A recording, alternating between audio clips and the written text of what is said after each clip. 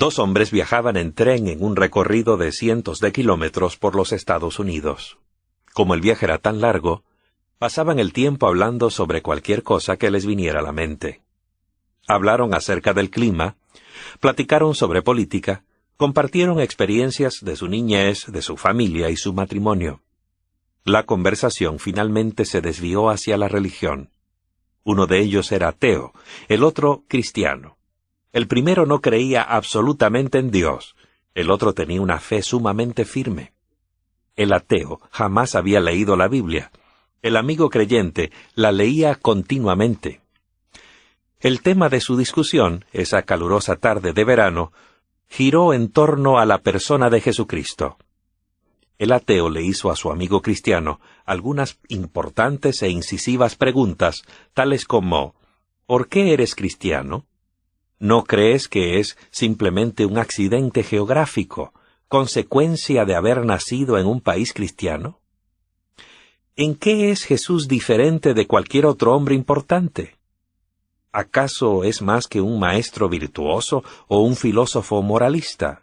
Dime, ¿cómo puedes estar seguro de que Jesús fue realmente lo que dijo ser?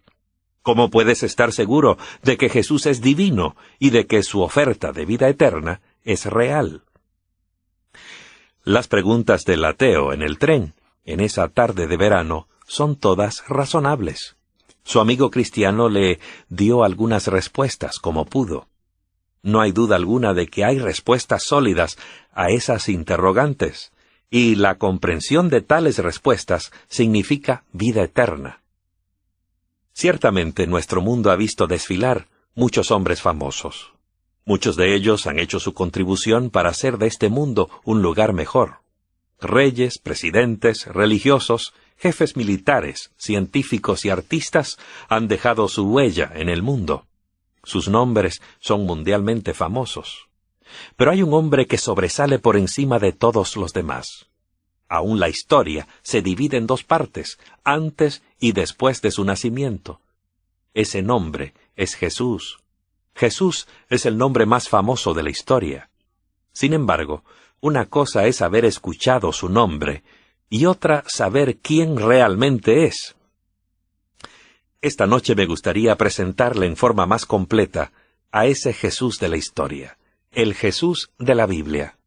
Comencemos por el principio. Tal vez se pregunte, ¿quién es este Jesús? ¿En qué es diferente? ¿Fue solamente un buen hombre, un maestro o filósofo moralista? Dos de sus discípulos se preguntaban lo mismo. Cuando Jesús se encontró con dos de ellos en el camino a Emaús, el domingo de su resurrección, les mostró las profecías que se habían cumplido en esos últimos días. En Lucas, capítulo 24, versos 25 y 27, dijo: «Oh insensatos y tardos de corazón para creer todo lo que los profetas han dicho», y comenzando desde Moisés y todos los profetas, les interpretaba en todas las Escrituras lo que decían de él. Examinemos ahora algunas de esas evidencias que prueban que él, Jesús, es verdaderamente el Mesías predicho. Primeramente, veamos su nacimiento milagroso.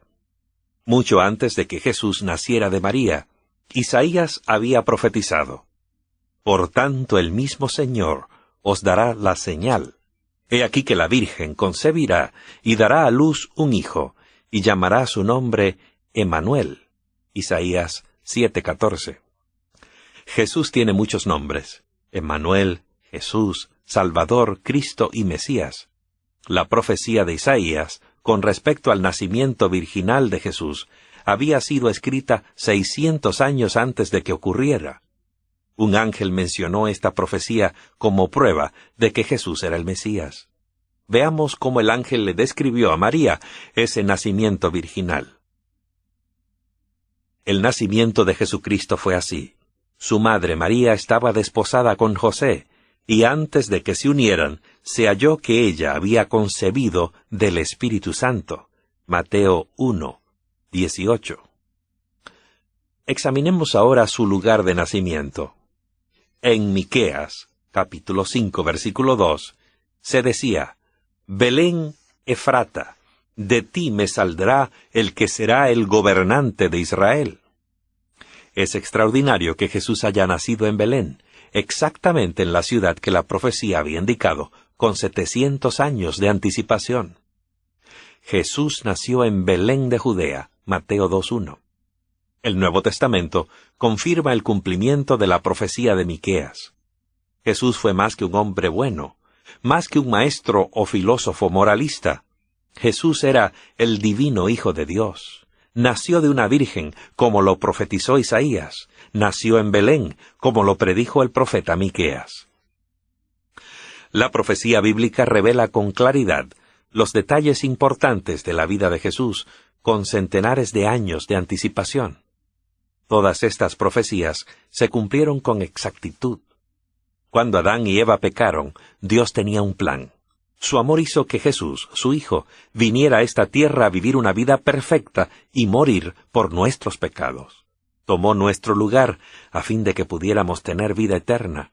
Y si aceptamos su plan de ser nuestro Salvador, podemos disfrutar de la vida eterna y la salvación. Hace 2 milenios, unos sabios de Oriente estudiaron las Escrituras. Leyeron acerca de un gran rey que aparecería y se dieron cuenta de que había llegado el tiempo de su arribo. Sabían que era tiempo de su venida, y la estrella era la señal del ya recién nacido rey. Encontraron a Jesús en Belén, e inclinándose ante él, lo adoraron. Lucas 2:7 dice: y dio a luz a su hijo primogénito, le envolvió en pañales, y le acostó en un pesebre, porque no había lugar para ellos en el mesón. No había lugar en la posada, así que Jesús fue colocado en un pesebre, donde se daba de comer al ganado. Nació completamente indefenso. Su madre era una mujer buena, pero muy joven, cuando el ángel le anunció que iba a dar a luz al Hijo de Dios. Como era el Hijo de Dios, era tan completamente Dios como lo era su Padre. El apóstol Pablo dice que era igual a Dios, y sin embargo, tomó la forma de siervo en semejanza de hombre. Filipenses 2:6 dice: existiendo en forma de Dios, él no consideró el ser igual a Dios como algo a qué aferrarse, sino que se despojó a sí mismo, tomando forma de siervo, haciéndose semejante a los hombres. Jesús vino a ser como nosotros y vivió en esta tierra, pero era limpio, puro y sin mancha, a fin de poder dar su vida en sacrificio para que tuviéramos vida eterna. En las últimas 24 horas de la vida de Cristo, se cumplieron en todo detalle decenas de profecías centenarias. Consideremos, por ejemplo, la traición por parte de Judas. En Salmos 41:9, el salmista había predicho: aún mi amigo íntimo, en quien yo confiaba, y quien comía de mi pan, ha levantado contra mí el talón. El apóstol Pedro le preguntó a Jesús quién lo iba a traicionar, y Jesús respondió: es aquel para quien yo mojo el bocado y se lo doy. Juan 13:26. Veamos también el precio pagado al traidor. Zacarías 11, verso 12, había predicho: y pesaron por salario mío 30 piezas de plata. En Mateo 26, 14 y 15, leemos: entonces uno de los 12, que se llamaba Judas Iscariote, fue a los principales sacerdotes y les dijo: ¿qué me queréis dar? Y yo os lo entregaré. Ellos le asignaron 30 piezas de plata. En cuanto a sus azotes y abuso, dice Isaías 56. Veamos ahora otra evidencia, la forma como fue abusado y azotado. En Isaías, el capítulo 50, versículo 6, dice lo siguiente: entregué mis espaldas a los que me golpeaban, y mis mejillas a los que me arrancaban la barba. No escondí mi cara de las afrentas, ni de los esputos. Mateo 26:67 da el cumplimiento. Entonces le escupieron en la cara, y le dieron de puñetazos, y otros le dieron bofetadas. En cuanto a las manos y los pies horadados, dice la palabra, en Salmos 22:16, y horadaron mis manos y mis pies. Después de la resurrección, Tomás, uno de sus discípulos, quien dudaba de su resurrección, hizo referencia al hecho de que los pies y manos de Jesús habían sido en efecto horadados. Dijo, si yo no veo en sus manos la marca de los clavos, y si no meto mi dedo en la marca de los clavos, no creeré jamás. Juan 20:25. La profecía mesiánica vaticinaba que sería contado entre los transgresores. Note cómo se cumplió directamente esta profecía sobre Cristo. Isaías predice en el capítulo 53, versículo 12, fue contado entre los transgresores. En Marcos capítulo 15, versos 27 y 28 leemos, y con él crucificaron a 2 ladrones, uno a su derecha y otro a su izquierda. Y se cumplió la escritura que dice, con los inicuos fue contado. También se decía que del Mesías echarían suertes sobre su ropa. El rey David dijo lo que pasaría con la ropa de Jesús 1000 años antes de la muerte del mismo. Salmos 22:18. Reparten entre sí mis vestidos, y sobre mi ropa echan suertes. En Juan 19, versos 23 y 24, leemos, los soldados tomaron los vestidos de él e hicieron 4 partes. La túnica no tenía costura, era tejida entera de arriba abajo. Dijeron, no la partamos, más bien echemos suertes sobre ella para ver de quién será. Las palabras que Jesús pronunciara en la cruz también estaban predichas. En Salmos, capítulo 22, verso 1 dice, Dios mío, ¿por qué me has desamparado? Comparemos este versículo del Antiguo Testamento con Mateo 27:46. Dios mío, ¿por qué me has desamparado? Palabras que pronunciara Jesús justamente antes de morir a la hora nona.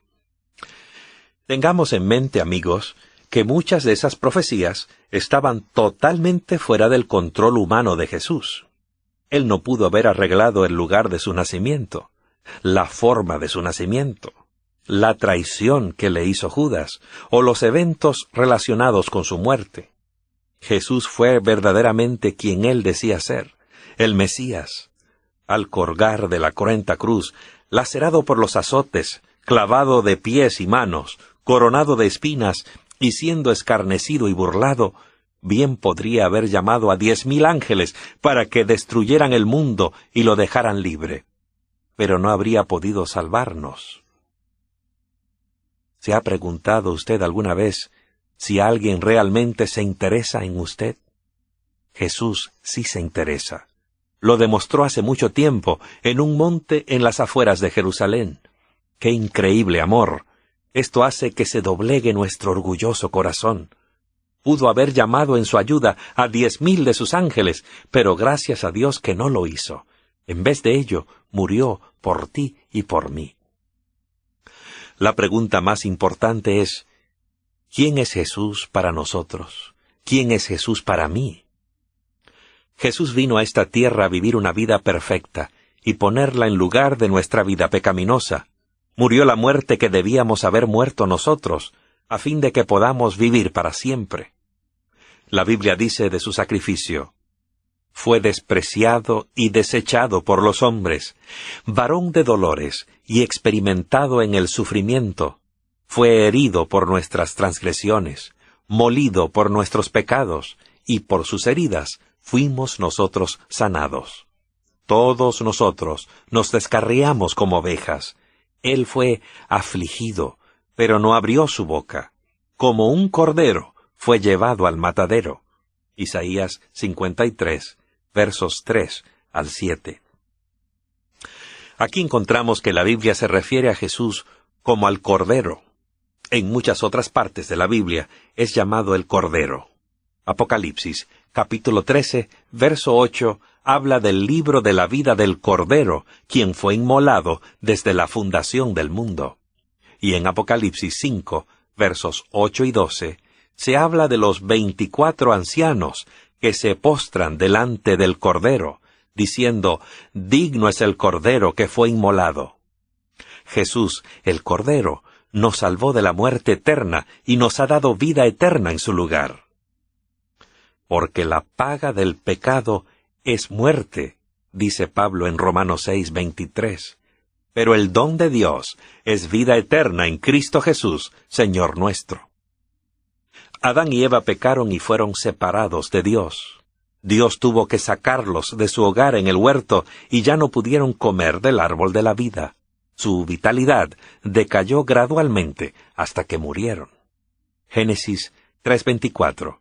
Expulsó pues al hombre y puso querubines al oriente del jardín del Edén, y una espada incandescente que se movía en toda dirección para guardar el camino al árbol de la vida.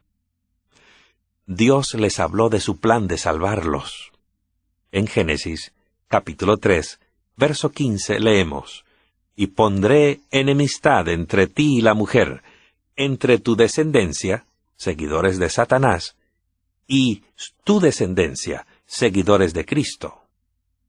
Ahí está Jesús, que herirá en la cabeza a Satanás, y a Satanás, que herirá en el talón a Jesús. ¿Qué significa herir? El término hebreo para herir significa aplastar. Aplastar la cabeza es más serio que herir un talón. Cristo vencería a Satanás. Dios hizo algo más para recordarle su plan al hombre y para restaurarlo. Instituyó el sistema de sacrificios. La persona mostraría su fe en el Cordero de Dios, Jesús, quien iba a morir un día para darle vida eterna a quien aceptara su sacrificio. La Biblia no nos dice exactamente cuándo comenzó el sistema de sacrificios. Adán y Eva estaban desnudos, y Dios les hizo ropa de pieles de animales. En el siguiente capítulo de Génesis, Caín y Abel traen sacrificios. En Génesis, capítulo 4, versos 4 y 5, leemos, «Abel también trajo una ofrenda de los primerizos de sus ovejas, lo mejor de ellas. Y Jehová miró con agrado a Abel y su ofrenda». Dios no miró con agrado a Caín ni su ofrenda. Por eso Caín se enfureció mucho. Génesis 4:5. Abel trajo un cordero, que representaba al Cordero de Dios, pero Caín trajo del fruto de la tierra. La ofrenda de Caín no mostraba fe en el Cordero inmolado de Dios. En Hebreos 9:22 leemos, «Sin derramamiento de sangre no hay perdón». Cuando Dios sacó a los israelitas de Egipto, les enseñó muchas lecciones a través de las ceremonias del santuario que le había pedido a Moisés que construyera. El santuario o tabernáculo era una réplica del verdadero santuario que está en el cielo. Una de estas ceremonias era la Pascua. El día 14 del primer mes se había instruido a la gente a matar un cordero y poner su sangre en el dintel y los postes de la puerta. Era la señal de que estaban cubiertos por la sangre del cordero. Esa noche, el ángel destructor pasó sobre los hogares que estaban cubiertos por la sangre y no hizo daño a ninguno que estuvo dentro. La Pascua iba a recordarles que solamente la sangre del cordero puede librar de la destrucción. Los animales que eran sacrificados no podían limpiar del pecado, sin embargo. Pero la fe del pecador arrepentido en el sacrificio de Dios podía salvarlo del pecado. Hebreos 9:26 dice, «Él, Jesús, se ha presentado para quitar el pecado mediante el sacrificio de sí mismo». En Hebreos 10:4 se nos advierte, «Porque la sangre de los toros y de los machos cabríos no puede quitar los pecados. Hebreos 10:4. Juan el Bautista anunció la venida del Mesías. Al bautizarlo, dijo de Jesús, Juan 1:29, «He aquí el Cordero de Dios, que quita el pecado del mundo». El sistema ceremonial de sacrificios había estado señalando hacia el Mesías, el Cordero de Dios. La sangre derramada de cada cordero que moría había representado durante siglos la sangre de Jesús derramada por nosotros. Jesús, amigo que me escuchas, es el Salvador del mundo. Jesús es el que perdona, el que nos libra de la culpa. Jesús nos enseña cómo vivir. La vida de Jesús es nuestro ejemplo, nos da poder, nos transforma en lo más íntimo. Jesús nos da una nueva vida. Durante uno de los intentos de Sir Ernest Shackleton para cruzar el océano Antártico en 1914, su embarcación, el Endurance, fue destrozada por un témpano de hielo. La tripulación navegó a la deriva por varios días hasta que pudieron desembarcar en Isla Elefante. Shackleton había hecho que sus hombres acamparan allí, donde podían conservar sus provisiones y tratar de sobrevivir el invierno que se avecinaba. Pero pronto se dio cuenta de que nadie vendría a rescatarlos. Nadie tenía la menor idea de dónde se encontraban. Estaban aislados del resto del mundo, separados por el helado y tormentoso océano Antártico. Solo había una esperanza de salvación. Alguien tenía que cruzar ese hostil océano y pedir ayuda. Shackleton comenzó a acondicionar para el viaje un bote ballenero de unos 7 metros de largo. Eligió entonces a 6 hombres que lo acompañaran. Debían cruzar 1.200 kilómetros de un mar tempestuoso a fin de llegar a una estación ballenera noruega en las heladas islas Georgias del sur. Parecía una tarea imposible, en una embarcación abierta, en la temporada más tormentosa del año. Pero Shackleton partió con sus hombres. Por varios días se mantuvieron muy juntos bajo una cubierta de lona provisional, con la proa enfilada hacia las rugientes olas, orando porque el viento no despedazara la pequeña vela. Soportaron el frío que calaba hasta los huesos, las bolsas de dormir duras por la congelación, el agua helada que corría por sus espaldas, el hambre y la sed. 14 días después de iniciado el viaje, cuando todos estaban casi muertos de sed y por la exposición a los elementos, avistaron los negros peñascos de las islas Georgias del sur. Shackleton lo había logrado. Pronto partiría un buque para rescatar al resto de sus desamparados hombres. Amigo, amiga que me escuchas, cuando Dios nos vio sumidos en nuestro dilema, aislados en nuestra isla desamparada y rodeados por un mar infinito de pecado, se lanzó Él mismo a ese hostil océano, tomó para sí la helada y asesina vastedad del pecado de la humanidad. No hay nadie como Él en todo el universo. Jesús es el único que puede salvarnos. Jesús es el único que puede quitar nuestra culpa y transformar nuestra vida. Él es el único que puede ofrecernos vida eterna. ¿No te gustaría levantar la mano ahora y decir, sí, Señor Jesús, te acepto esta noche como mi Señor y Salvador? Sí, Señor, creo que moriste por mí. Sí, Señor, te entrego mi vida. Levanta la mano ahora mientras oramos. Amante Padre Celestial, reconozco que soy pecador, que necesito a Jesús, el Cordero que quita el pecado del mundo. Abro mi corazón y pido que entre en mi vida. Lo acepto como mi Salvador, ahora y siempre. Y estoy ahora consciente de que mis pecados han sido perdonados, y a la expectativa de ese día, cuando ese Jesús, mi Salvador, el Cordero tuyo, vendrá como Rey de Reyes y Señor de Señores. Lo pido en el nombre de Jesús. Amén.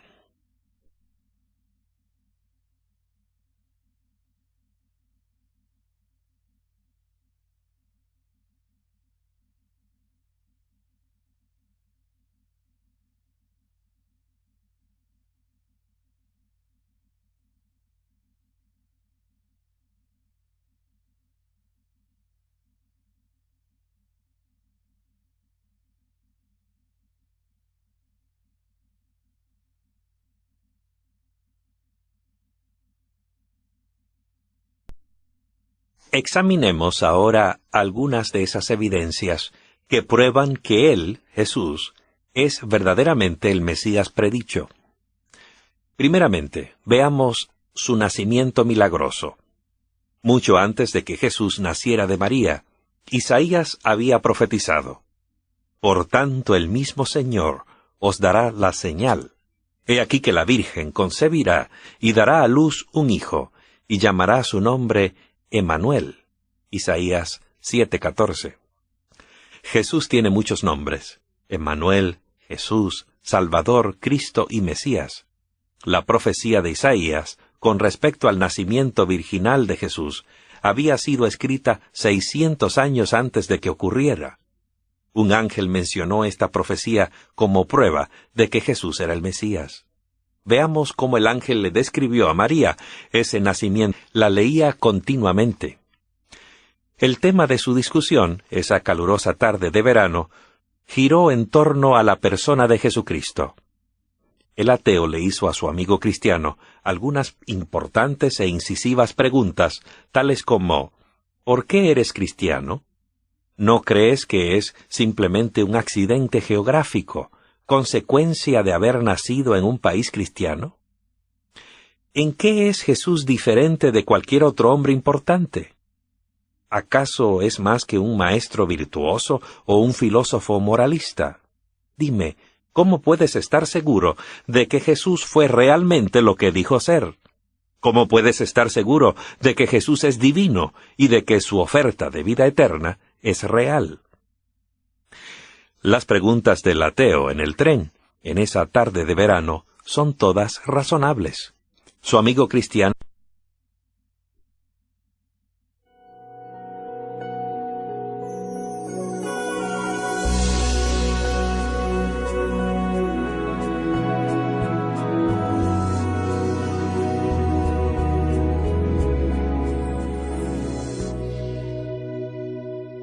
Dos hombres viajaban en tren en un recorrido de cientos de kilómetros por los Estados Unidos. Como el viaje era tan largo, pasaban el tiempo hablando sobre cualquier cosa que les viniera a la mente. Hablaron acerca del clima, platicaron sobre política, compartieron experiencias de su niñez, de su familia y su matrimonio. La conversación finalmente se desvió hacia la religión. Uno de ellos era ateo, el otro cristiano. El primero no creía absolutamente en Dios, el otro tenía una fe sumamente firme. El ateo jamás había leído la Biblia. El amigo creyente, esta noche me gustaría presentarle en forma más completa a ese Jesús de la historia, el Jesús de la Biblia. Comencemos por el principio. Tal vez se pregunte, ¿quién es este Jesús? ¿En qué es diferente? ¿Fue solamente un buen hombre, un maestro o filósofo moralista? Dos de sus discípulos se preguntaban lo mismo. Cuando Jesús se encontró con dos de ellos en el camino a Emaús, el domingo de su resurrección, les mostró las profecías que se habían cumplido en esos últimos días. En Lucas, capítulo 24, versos 25 y 27, dijo: «Oh insensatos y tardos de corazón para creer todo lo que los profetas han dicho», y comenzando desde Moisés y todos los profetas, les interpretaba en todas las Escrituras lo que decían de él. No le dio algunas respuestas como pudo. No hay duda alguna de que hay respuestas sólidas a esas interrogantes, y la comprensión de tales respuestas significa vida eterna. Ciertamente nuestro mundo ha visto desfilar muchos hombres famosos. Muchos de ellos han hecho su contribución para hacer de este mundo un lugar mejor. Reyes, presidentes, religiosos, jefes militares, científicos y artistas han dejado su huella en el mundo. Sus nombres son mundialmente famosos. Pero hay un hombre que sobresale por encima de todos los demás. Aún la historia se divide en dos partes, antes y después de su nacimiento. Ese nombre es Jesús. Jesús es el nombre más famoso de la historia. Sin embargo, una cosa es haber escuchado su nombre, y otra saber quién realmente es.